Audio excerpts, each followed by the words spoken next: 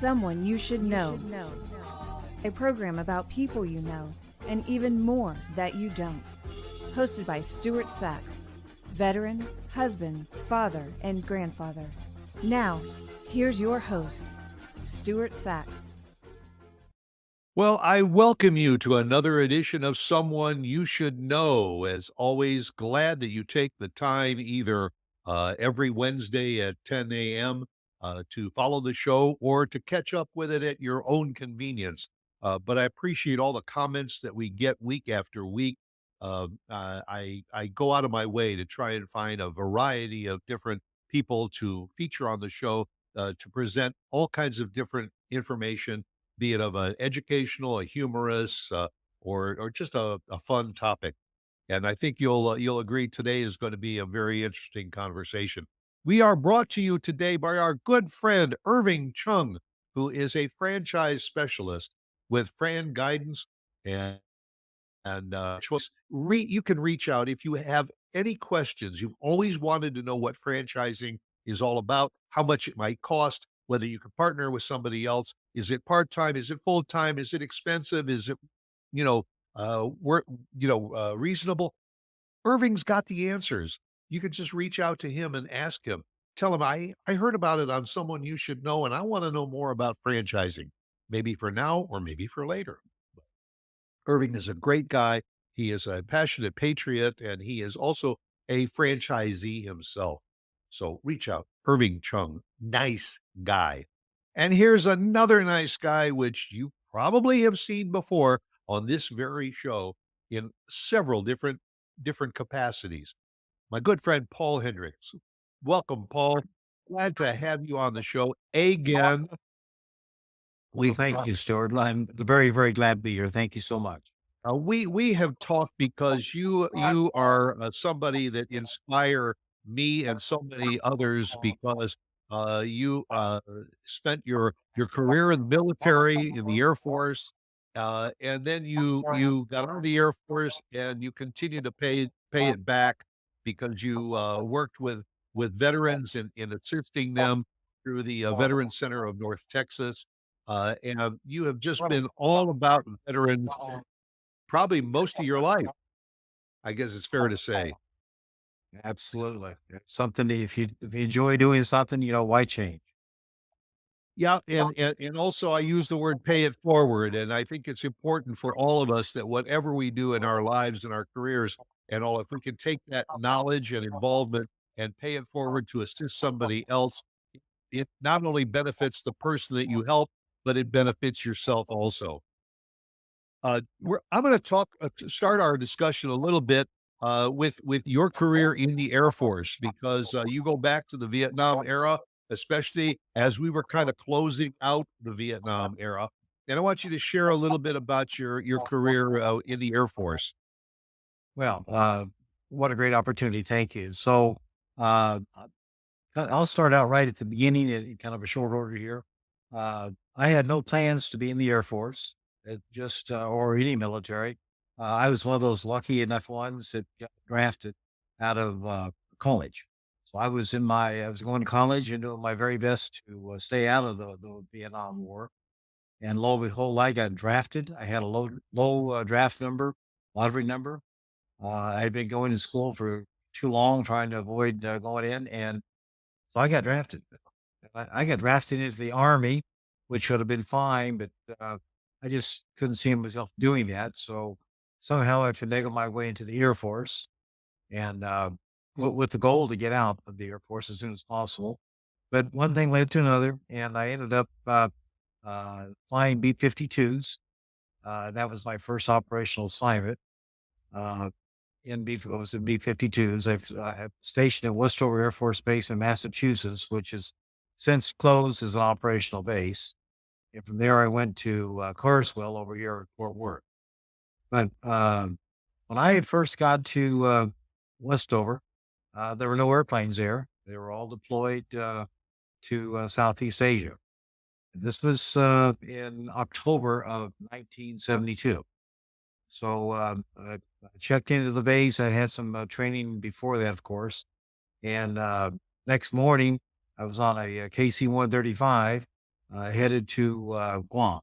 And so ended up in Guam, which is a interesting place to live for a while, and began doing sorties there, which was what's called bullet shot at that time.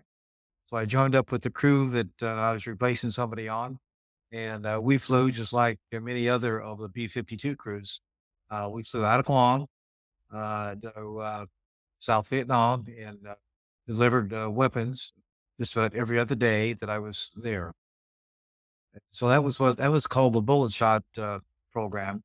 At the point in time, I didn't really realize what was going on, but we were having a buildup in Southeast Asia to try to bring the North and South Vietnamese together to end this war. So there were some things that happened that were kind of interesting. Secretary Kissinger, Henry Kissinger, was doing negotiations, and that didn't pan out too well. So he said, "Look, if you don't cooperate here, what we're going to do is we're going to do some serious bombing on you in North Vietnam." And that actually started in December, December 18th, 1972. So that began what we call Linebacker 2. Linebacker 2, I flew on day number 2. It was on the 19th of December. Flew out of Guam to North Vietnam over Hanoi, and some B-52s there. And then following that mission, which is a long mission, by the way, it's about 21 hours round trip. Uh, in addition to being a long mission, it's, if you haven't supported that type of combat, it's scary because you're bombing somebody and they're trying to shoot you out of the air with missiles. It becomes it's a real learning experience. It gets your attention in a hurry. So following that first sortie, the crew that I was on was moved to Utapao, Thailand, which is not too far from Bangkok. And we got in a rotation package, and we flew additional 3 different night missions over North Vietnam, over Hanoi, where we got the Allies shot out of us, but fortunately we were able to survive. And then we got into another sortie package over another city in Vietnam called Vinh, and we flew 3 additional sorties here. This all was taking place as the negotiations were continuing, and eventually the war came to an end, and we quit flying over North Vietnam. And this was in late December 1972 is when the ceasefire happened. Kind of interesting thing. One of our sorties, which is the day after Christmas, the 26th of December, 1972, we had flown into North Vietnam. We were had been targeting some railroad yards, is what we were assigned to do. With us, along with quite a few other numbered B-52s. I was in a D package. So our Ds all carried 108 bombs. The Gs carried, I think it was 56 bombs, if my memory is correct.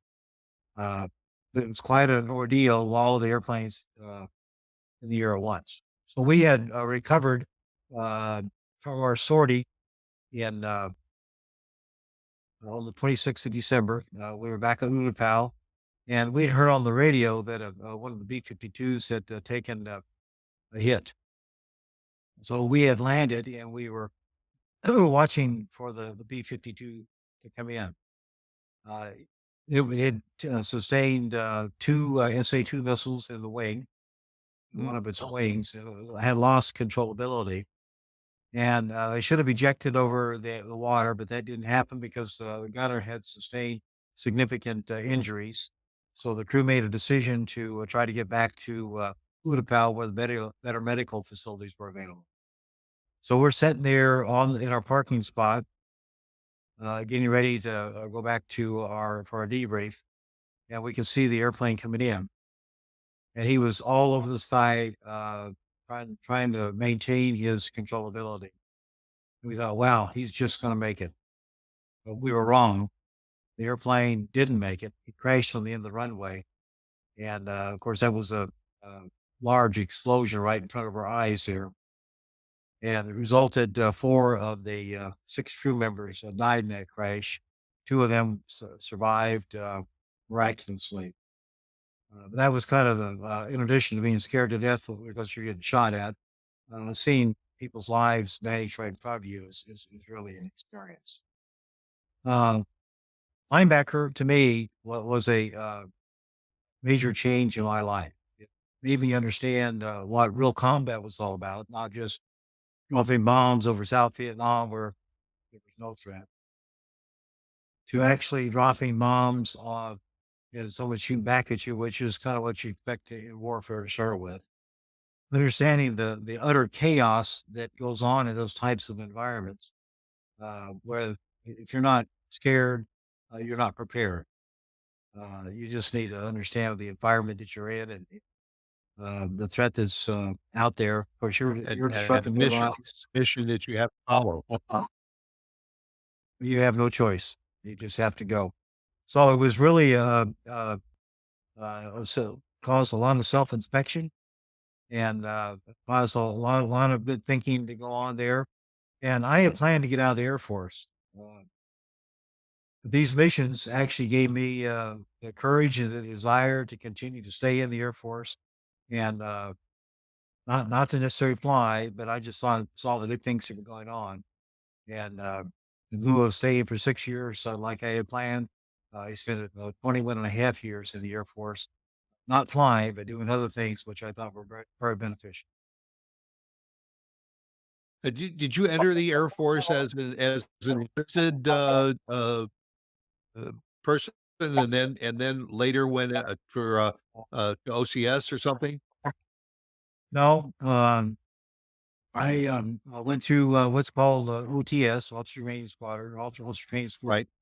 and then graduated from there as a second lieutenant, and went on into flight school, and away I went. Uh, Now, if I would have gone in the army, that would have been In different. Westover, right. So you got commissioned, where was that, in Massachusetts when you first went into the Air Force? Well, that was my first duty assignment. Was in Massachusetts, which is near Springfield, Massachusetts. Right. A very beautiful spot, very cold in the winter. That's what I experienced. Oh, yeah.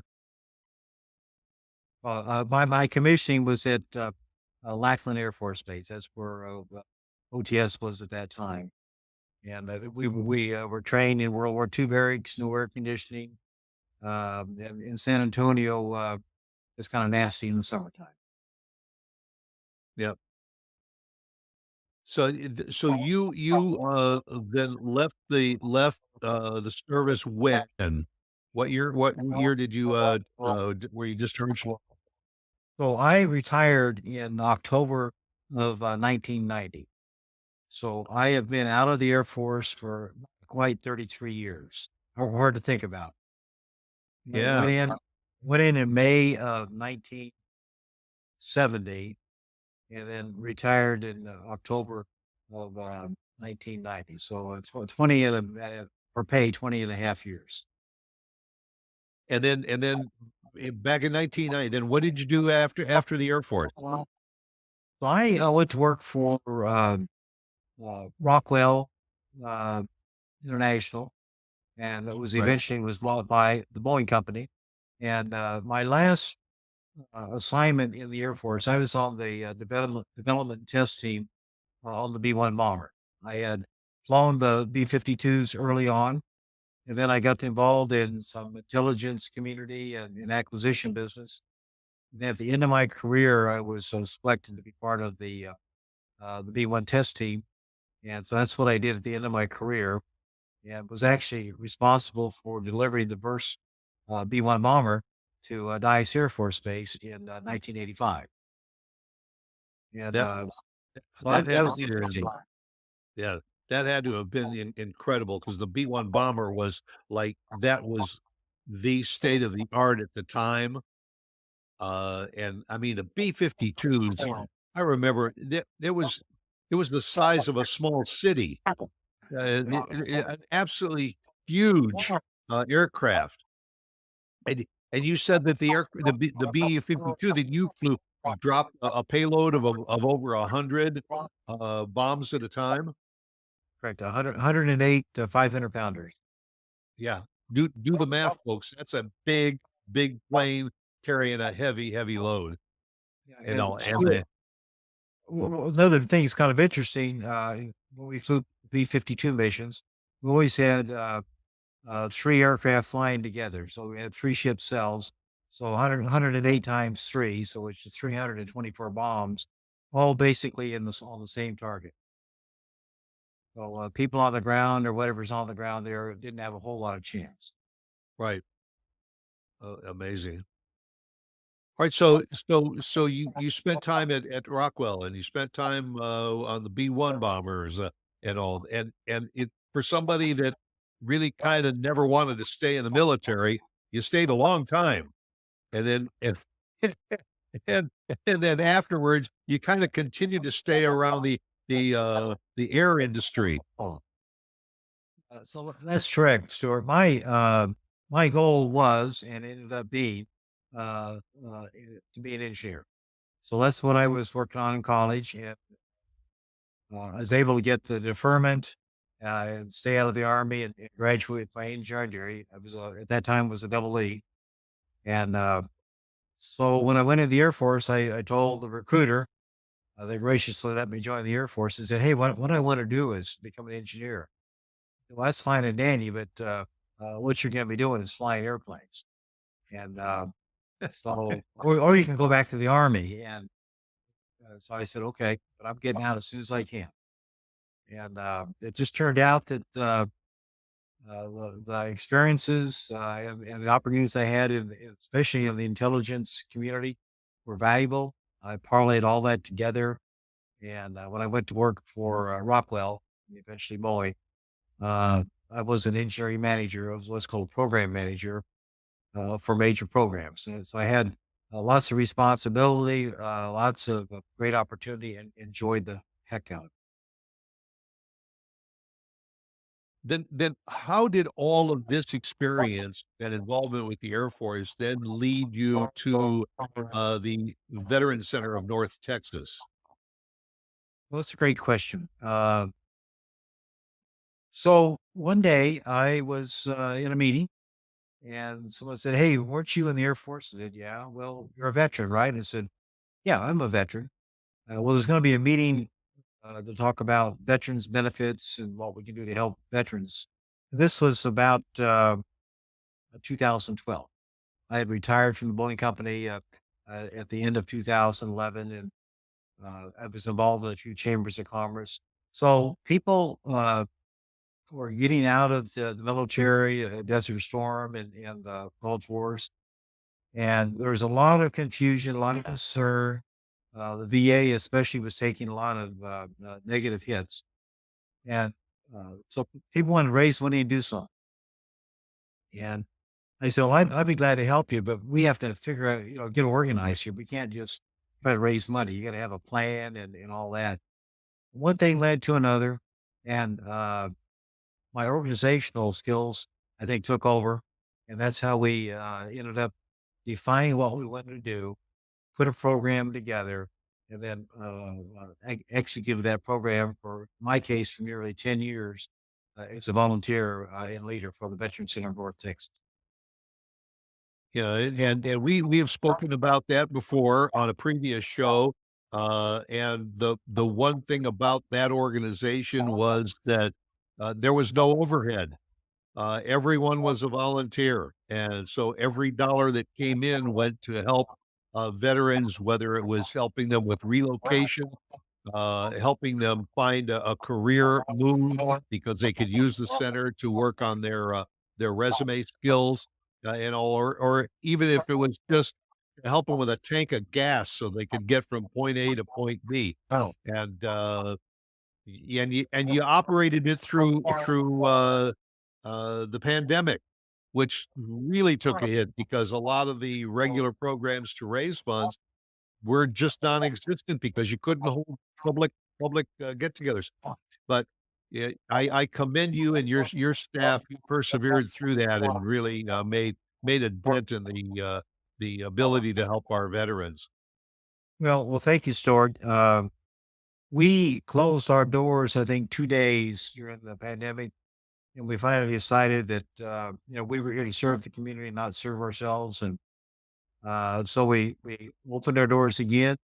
We put some barricades up, these plexiglass barricades. We all put our masks on and continue to serve our community. And I think we did make a difference.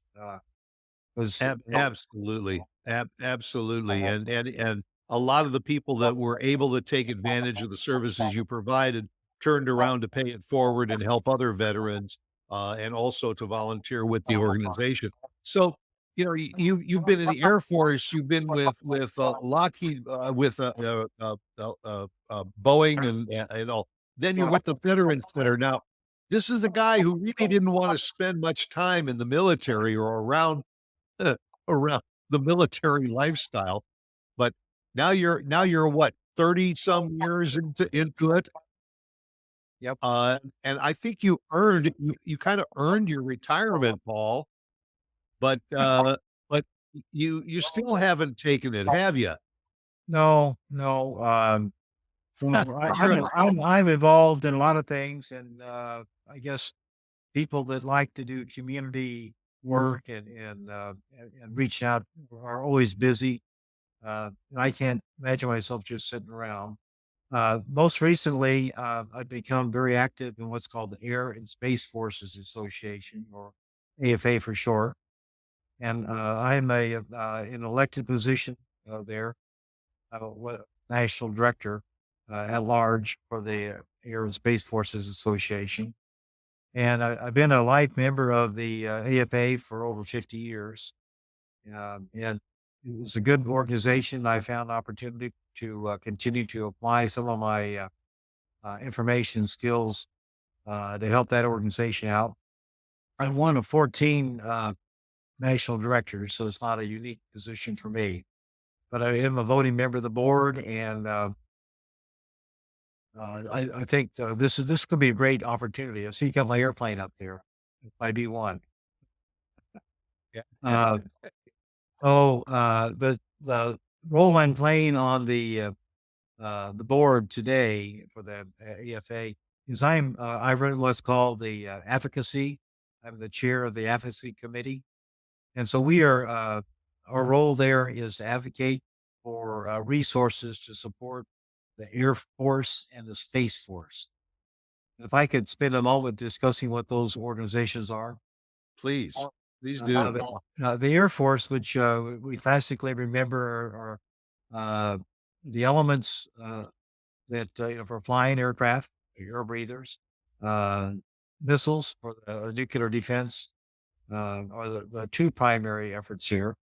Of course, the aircraft can either be conventional or nuclear capable. And then historically, there's always been a role for the Air Force in space. President Trump, with I'm sure some guidance, issued plan in about 2019, I think it was 18 or 19, to create a new service called the Space Force. So the Space Force, I believe they were commissioned in 2019. The Space Force is like the Marines to the Navy. Space Force is like is an element of the Department of the Air Force. So the Department of the Air Force has the classical Air Force that we know, and now the Space Force. They're two different services that fall underneath the Secretary of the Air Force. The Air Force Association, which I'm a member of and support, uh, had changed their title to try to fully embrace both elements of the Department of the Air Force. So we are now the Air and Space Forces, with the plural, association. So we represent the classical elements of the United States Air Force, and we also represent the very up and coming and highly dominant space force. I think we all know a little bit about space, uh, but to be honest with you, I have really did not have a whole lot of background other than the intuition of satellites and that sort of thing. Uh, I have learned a lot about space force. There's a lot going on.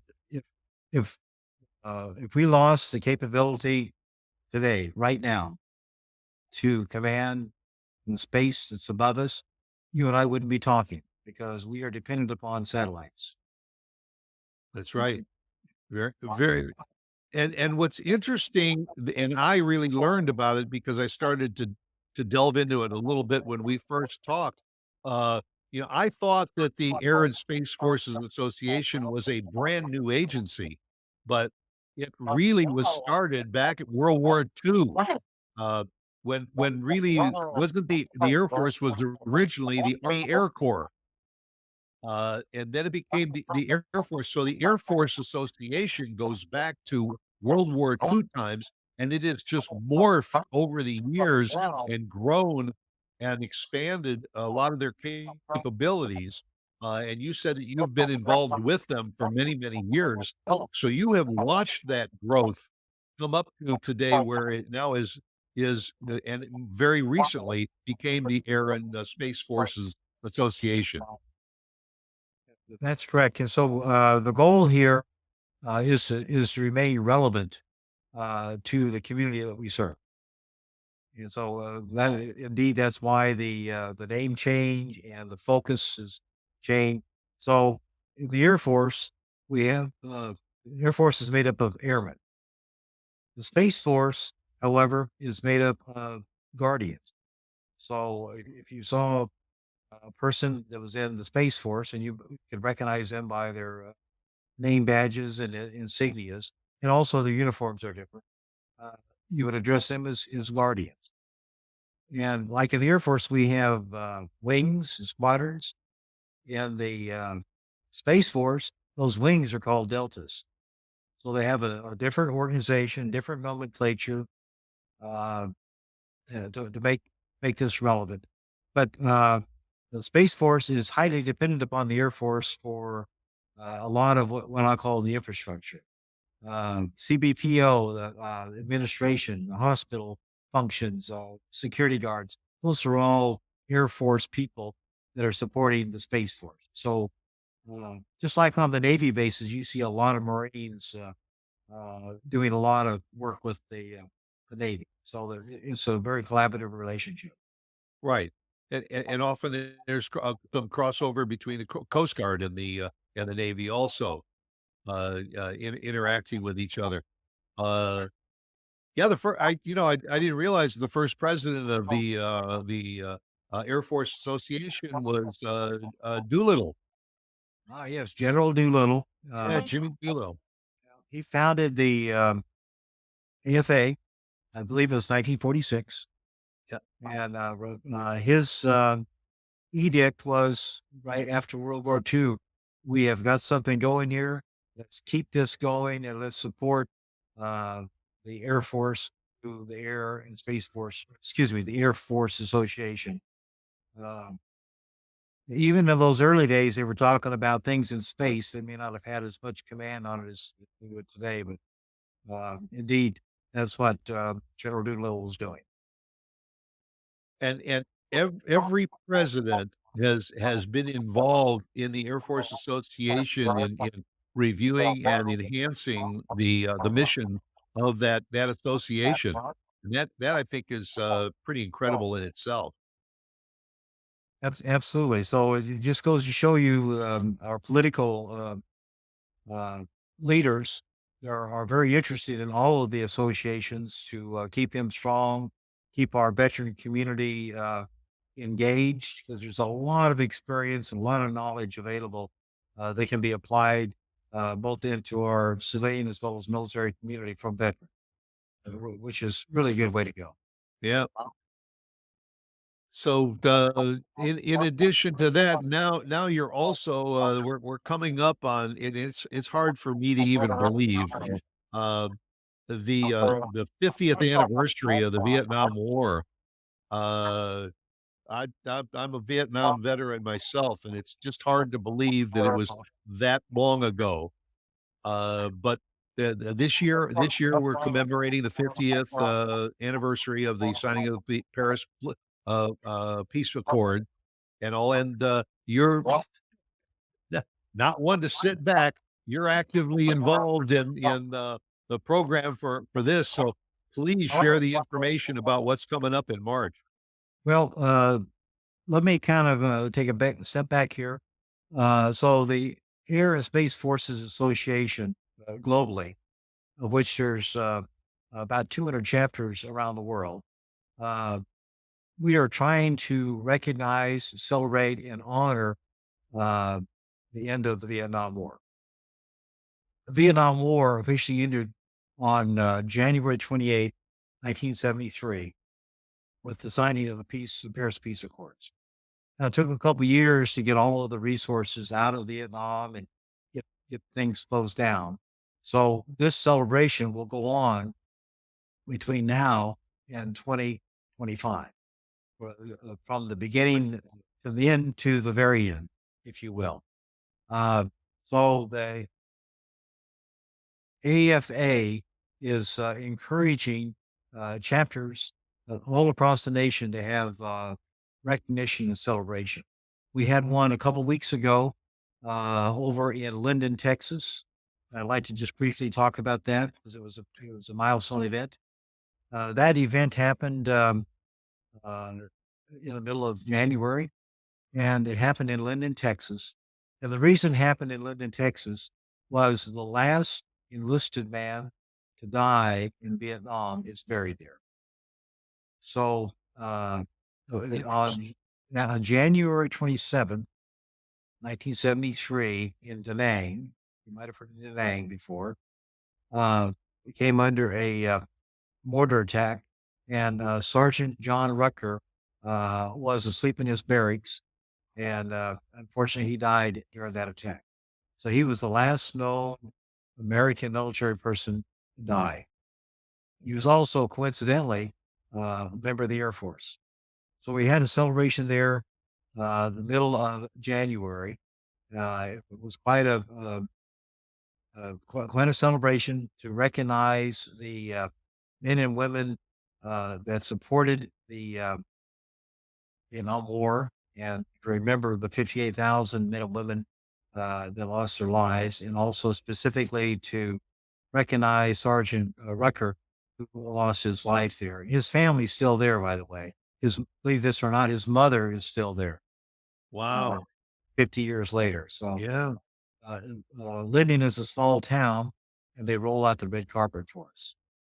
Now, we have another one coming up here in Dallas. And remember, we're trying to have these all over the country. We have another major event coming up on March the 21st. And I'm hoping that everybody that hears about what we're talking about here today plan to come.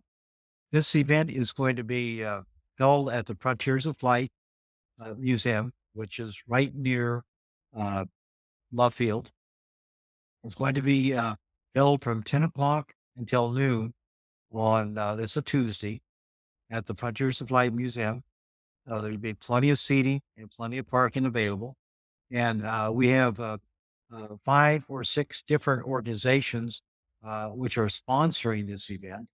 And this is open to not just Air Force, it's open to uh, veterans of all services. They don't necessarily have to be a Vietnam veteran by any means, because we think it's important for the younger folks, especially, to remember Vietnam, remember maybe their uh, relatives that either participated or perished in this war. Right. And it wasn't a pleasant war. Did not get public praise.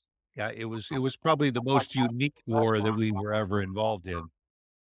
From a public acceptance and involvement standpoint, as well as what the political and military ramifications were. It's the only war, the first war that was covered live on television, and obviously the news can turn things around any way they want. Uh, men and women that fought in that war were doing what they were told to do. That's What right. So, I felt really bad for the folks that didn't get recognized, that they were just doing their job and doing it well. Right, and most of us came home very, very unappreciated and unrecognized. So this is an opportunity for us to recognize the men and women that participated in this war. There were over 3.4 million men and women that were involved in this in the war, 20 years worth.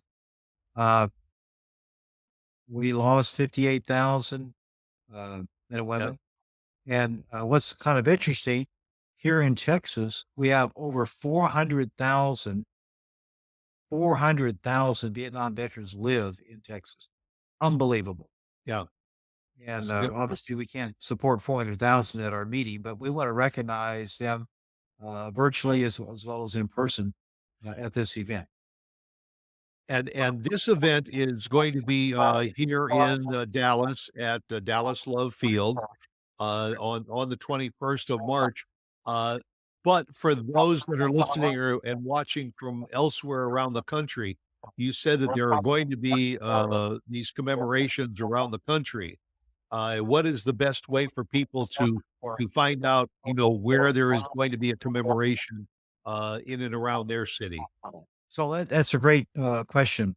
The best thing to do today is to go to the AFA website, and that's afa.org, and look at events.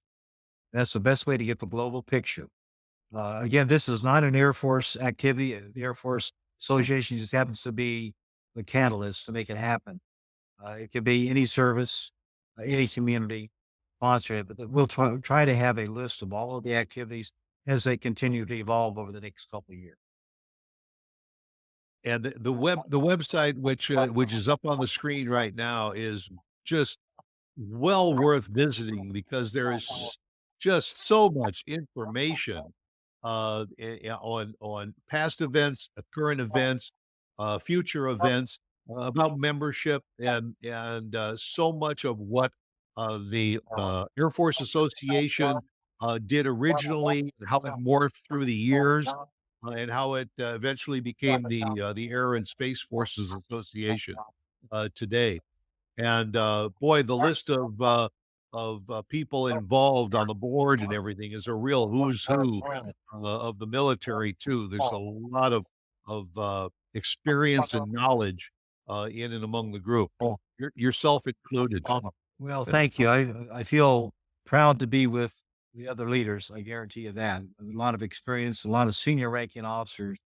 I retired too soon to become a senior ranking officer, but it's a privilege to be with them. It's a privilege to be part of the board and help provide steering and direction for our association.